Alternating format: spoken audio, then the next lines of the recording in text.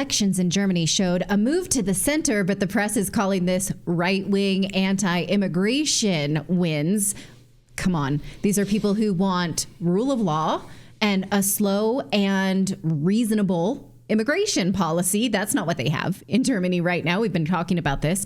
Well, I spoke to Ralf Schoelhammer about this because last week the right wing was allegedly winning until an overnight recount and software, it was some kind of shenanigans happened, and the right wing did not come out on top. We're not allowed to form a majority government, but they did have massive results at the poll. So we talked to Ralf Schoelhammer about this just a few days ago. He's a political analyst who specializes in European politics and the host of Hammer Time on YouTube. Here's what he had to say about this. All right, Ralf, tell us about the recent German elections and this idea that the far right anti-immigration party may have won, but not won. So it's quite interesting. We live now in times where you and I, you in the United States and I in Austria, we talk about local elections in Germany. This shows kind of how globalized politics really has become. But it truly is interesting because in many ways it's a bellwether.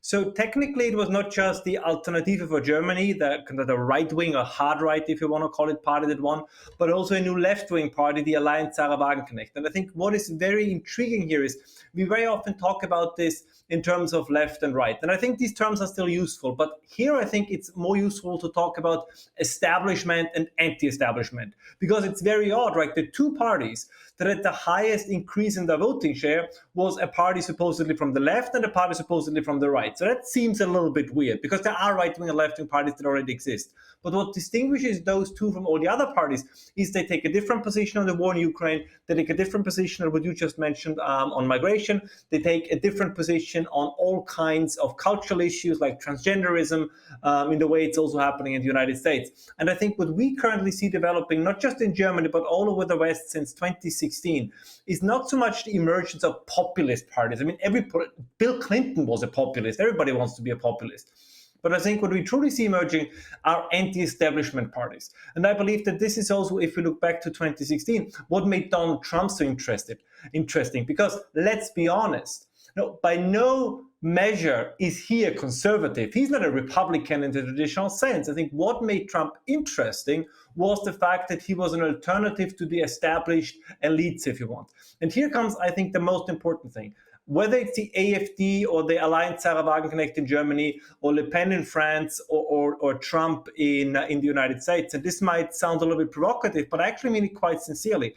I think that this is actually the strongest life sign of a democracy that we can have. And what I mean by this is the nature of democracy is that people can vote out the establishment, that they can vote out the elite that is in power and give somebody else a chance. We do not live in a hereditary system, right? This is not the 19th century or the 18th century where you have certain families that just pass on power from generation to generation to generation. I mean, this was the case until 2016. Just remember, originally the idea was, both by Republicans and Democrats, that Hillary Clinton, the wife of a former president, is supposed to run against Jeb Bush, the son and brother of a former president. I mean, this is more like a monarchy with changing teams, changing houses, but it's not a democracy. Trump is in many ways, and I know this sounds a little bit provocative, but I know that you and your viewers understand this intuitively very well. He's actually a reaffirmation of the democratic spirit in America, just as I think that these anti-establishment parties in Europe are a reaffirmation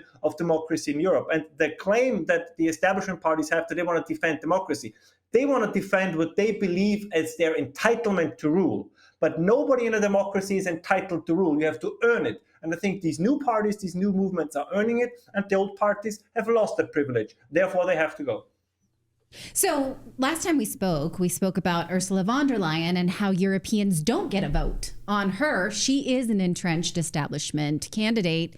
Candidate is not even the right word. She's a leader. She's a globalist. She's a ruler. She's a dictator. I could go on and on. But where they do have a vote, we see this growing, what I'm going to call a centrist movement. It's just, hey, if we have borders, we have a country. Let's enforce them. Hey, let's not put our kids on puberty blockers without a conversation about it. And so what is this, what's called right wing, but you and I might agree is centrist, that's growing?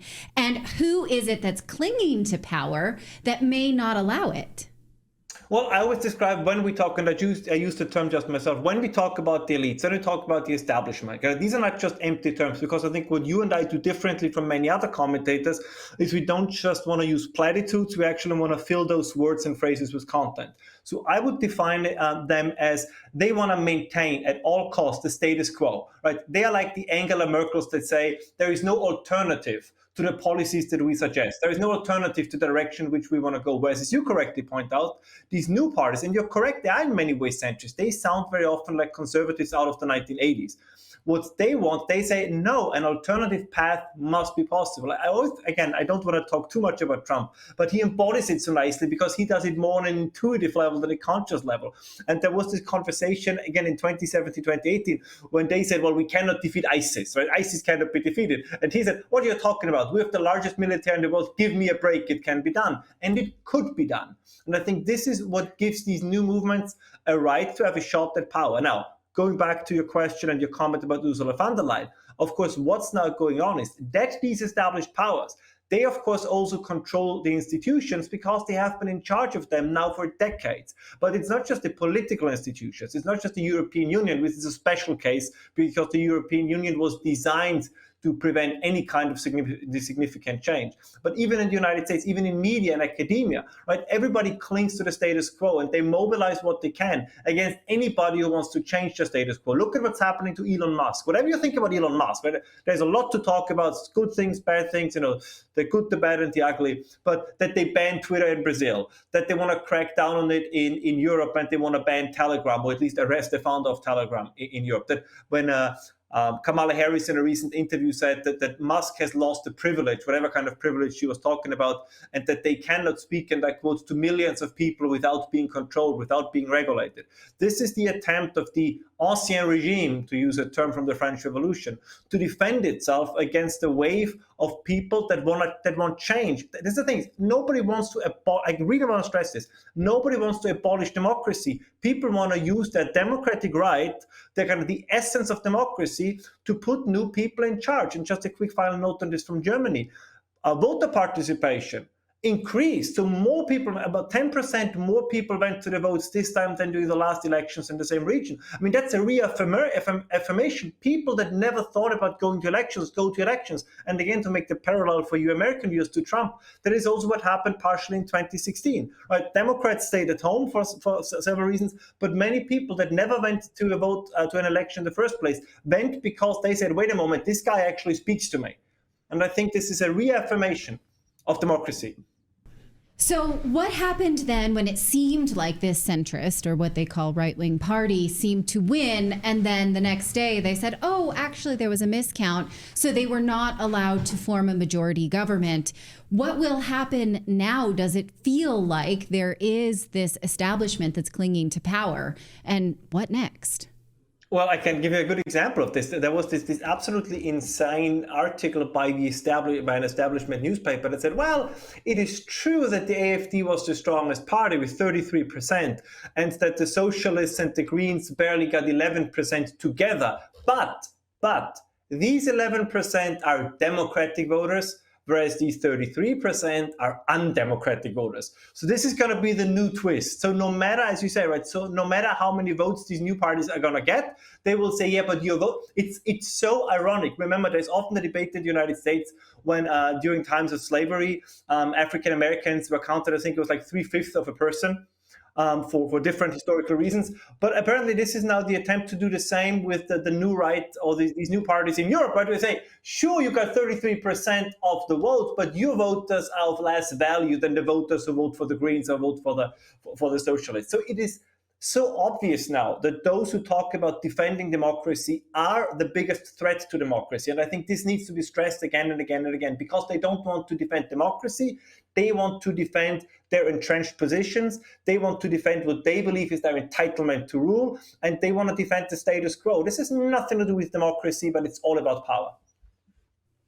Well, you're presenting us with a real glass half empty, glass half full take on this. So I guess it's up to us which one we want to take, because you can see it as a shattering of the establishment, and you can also see it as the establishment desperately clinging to power and pressing down the populist voice. Can I say, Can I say one more thing? Because the reason why I'm so glad that I can speak to you, because the attempt will be to I think a majority by now has the same sentiment that we have.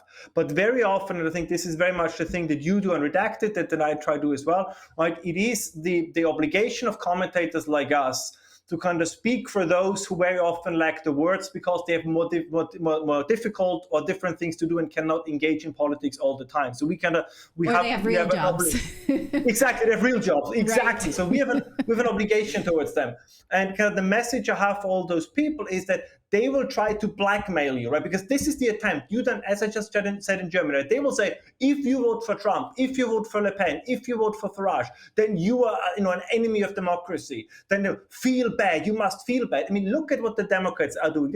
Their entire campaign is about feelings, about vibe. Now, that works two ways. They want to create the quote-unquote positive vibe for themselves and the negative one for the other side. And I could just say, don't fall for it. Voting for the party that wants within the system, and all of these parties want to do it within the system. Nobody from Trump to Farage to the AfD calls for an overthrow of democracy. They want to be in charge through democratic means, which is absolutely okay. And voting for these people, voting for these new movements is an affirmation. It's the most democratic thing you can do. Because over the last 30 years, those in power have lost their right to rule because, let's be honest, they were disappointing and in many ways they failed. They can now be voted out of office, they can regroup, they can reflect upon their failures. There are going to be elections in 4 years, in 5 years, and then they come back, if they found their ways again. But the idea that there are only certain movements, only certain opinions, only certain media outlets that have the right to speak and to disseminate their information, and all alternative viewpoints must be suppressed or banned is very, very dangerous. So when in doubt, side with those whom the majority wants to ban. Yeah. Well, thank you for this analysis. You can find more of Ralph's great analysis on his show, Hammer Time. It's always a pleasure. Thank you for coming on Redacted. Thanks for having me, Natali. All right. So are you glass half full or glass half empty? Let me know, because Ralph there was half full. I'm half empty. Go ahead. I just loved the undemocratic voting. That the people that voted the wrong way are undemocratic. I was like, that's funny. Right. They don't count as a whole person. It's wild right now. Also, I want to apologize. My microphone had some technical issues that day. So I know that didn't sound awesome, but Ralph did. So he's the one who had things to say there, not me. I just asked the questions around here.